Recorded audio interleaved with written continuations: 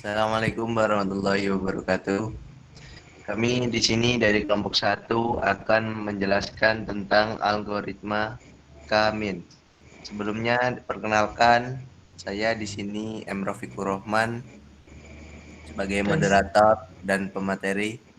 dan saya Muhammad Najemi Habibur Rahman sebagai pemateri juga. Dan saya Ayu Valentina sebagai pemateri.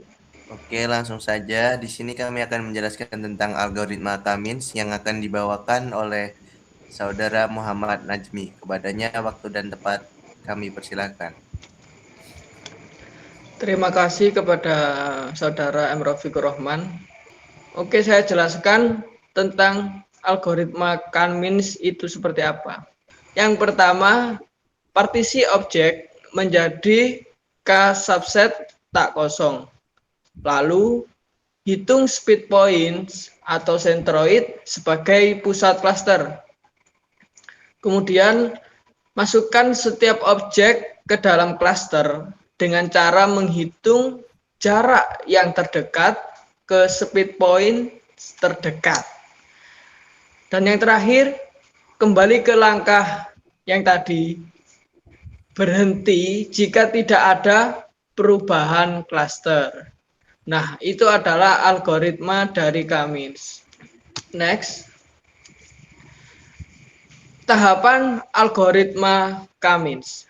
Tahap yang pertama, memiliki jumlah klaster yang diinisialisasikan sebagai K. Lalu tahap yang kedua, inisialisasi K pusat klaster secara random. Lalu tahap yang ketiga, tempatkan setiap data atau objek ke klaster terdekat atau kedua objek ditentukan berdasarkan jarak. Lalu jarak yang dipakai pada algoritma K-means adalah Euclidean distance atau D. D buka kurung X, Y, tutup kurung sama dengan akar. Nah, seperti itu rumusnya. Lalu kita lanjut ke tahap yang keempat. Hitung kembali ke pusat klaster dengan keanggotaan terbaru. Yang berarti pusat klaster sama dengan rata-rata atau min dari semua data dalam klaster.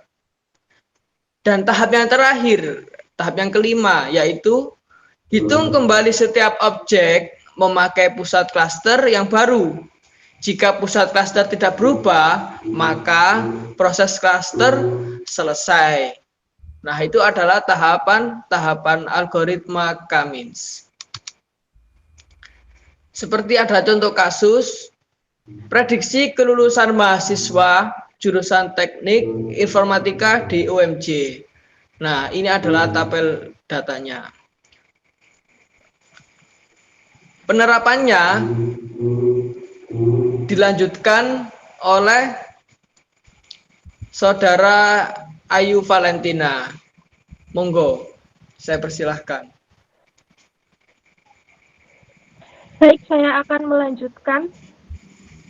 Dari contoh kasus di atas, prediksi kelulusan mahasiswa jurusan teknik informatika di UMJ.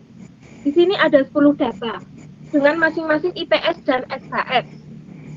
Langkah selanjutnya,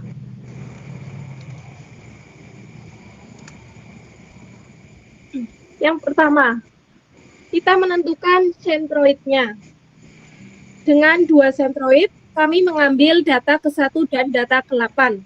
Data ke-1 dengan IPK 3,4 dan SKS 144. Data ke-8, IPK 3, SKS 110. Langkah yang kedua, kita hitung jarak minimum data terhadap sentroid menggunakan Euclidean distance atau D dengan rumus D kurung buka X, Y, kurung tutup sigma N, I sama dengan 1, kurung tutup XI min YI kuadrat. Kita langsung masuk perhitungan iterasi pertama. Literasi Di sini kita menghitung iterasi. Oh, tak kira literasi. Langsung saja kita masuk perhitungan pada iterasi pertama. Di sini kita menghitung seluruh data yang ke-10 itu untuk mengetahui jarak minimumnya. Untuk data pertama, yaitu dengan IPK 3,4 dan IPS 1 4,4. Untuk K1, kita masukkan ke rumus Euclidean distance. Akar 3,4 min 3,4 kuadrat plus 144 min 144 kuadrat sama dengan 0.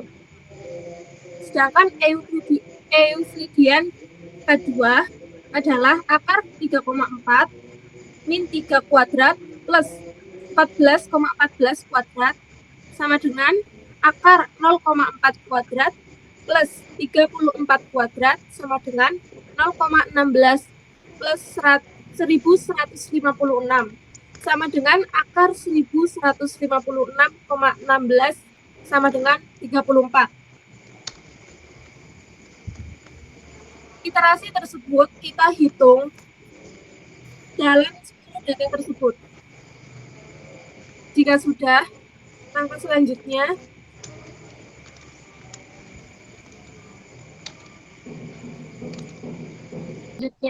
kita rekap hasil perhitungan jarak dan tentukan klasternya.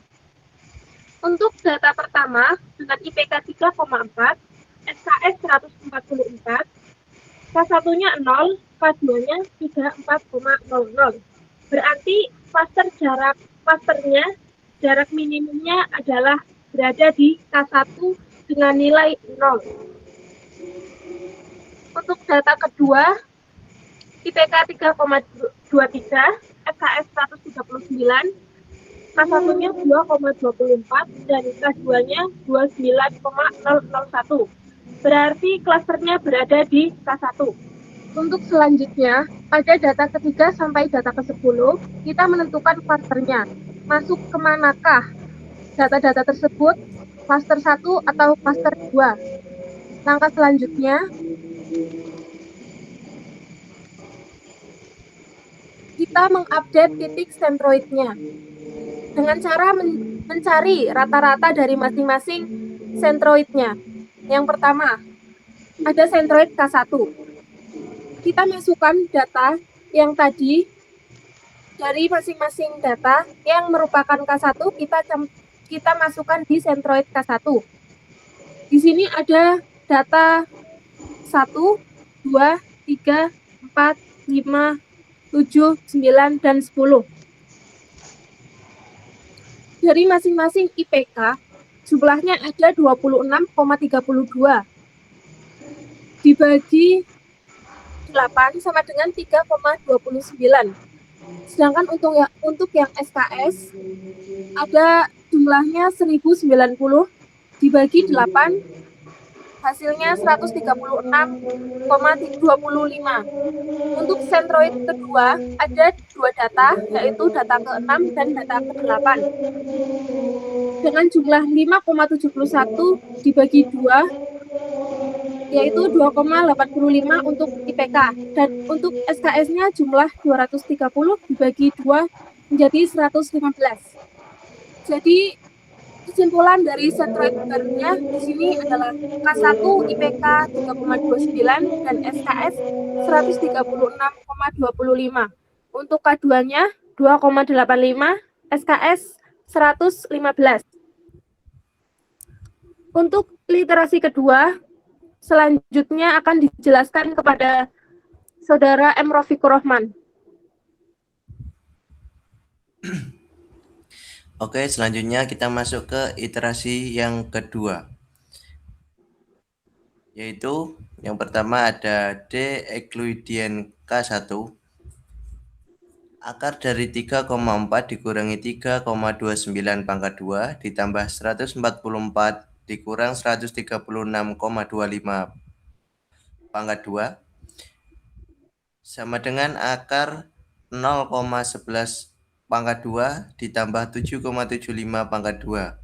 Kemudian menjadi akar 0,0121 ditambah 60,0 0,0625 menjadi akar 60,0746, yaitu hasilnya 7,75. Yang ke selanjutnya yaitu D Euclidean K2, yaitu akar dari 3,4 dikurang 2,85 pangkat 2 ditambah 144 dikurang 115 pangkat 2 menjadi akar 0,55 pangkat 2 ditambah 29 pangkat 2. Akar 0,3025 ditambah 841 menjadi akar 841,3025 yang hasilnya yaitu 29,005. Kemudian kita cari selanjutnya data kedua, data ketiga, dan seterusnya sampai data yang ke-10.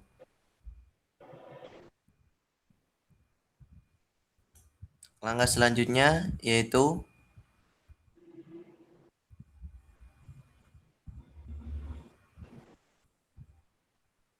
kita rekap hasil dari perhitungan jarak dan menentukan klasternya.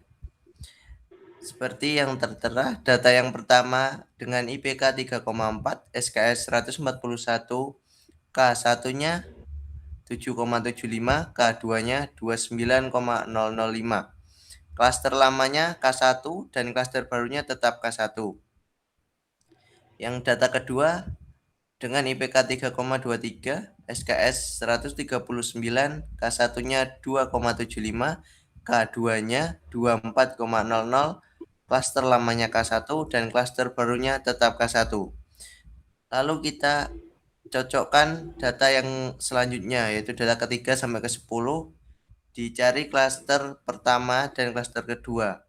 Dapat dilihat pada tabel di atas, pada literasi 2 tidak ada perubahan antara klaster lama dan klaster baru. Maka perhitungan dinyatakan selesai. Jadi dapat disimpulkan bahwa mahasiswa TI yang masuk klaster 1 lulus dengan cepat dan mahasiswa TI yang masuk klaster 2 lulus dengan tepat. Mungkin sekian presentasi dari kelompok 1. Kurang lebihnya mohon maaf yang sebesar-besarnya. Kami akhiri. Wassalamualaikum warahmatullahi wabarakatuh.